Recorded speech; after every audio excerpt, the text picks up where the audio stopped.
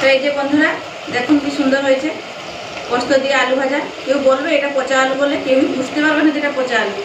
আর যখন ভাতে করে খাবেন তো তখনও বুঝতে পারবেন না যে পচা আলু বলে, একদমই পচা গন্ধ ছাড়েই না। দেখুন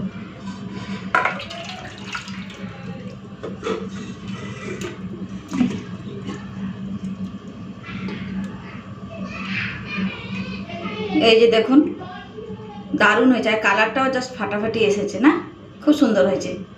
তো এই যে বন্ধুরা ভাত বেড়ে নিয়েছি, চলুন এরপরে যা যা রান্নাবান্না করছি সব কিছু নিয়ে নিই। খুব ভালো হয়েছে আলু ভাজাটা।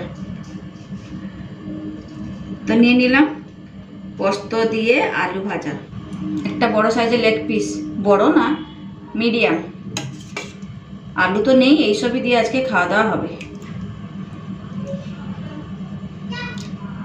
ব্যাস এই যে দেখুন খুব ভালো হয়েছে রান্নাটা।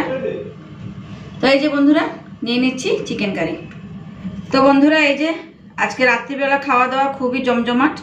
কি কি হয়েছে দেখুন, এখানে আছে চিকেন কারি আলু ছাড়া, এখানে আছে পচা আলু ভাজা, মানে পোস্ত দিয়ে পচা আলুর ভাজা, দারুণ খেতে লাগে, আপনারা একবার বানিয়ে খাবেন। আর নিয়েছি শসা, ভাত তো আছেই, আর এক টুকরো লেবু।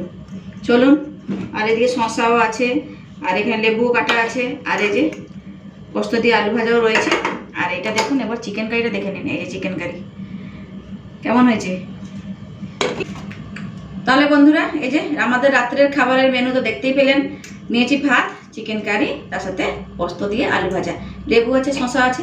তো এটা হচ্ছে আমাদের আজকে রাত্রের খাওয়া দাওয়া। তাহলে বন্ধুরা আজকের ভিডিওটা কেমন লাগলো অবশ্যই কিন্তু জানাবেন কমেন্টস করে।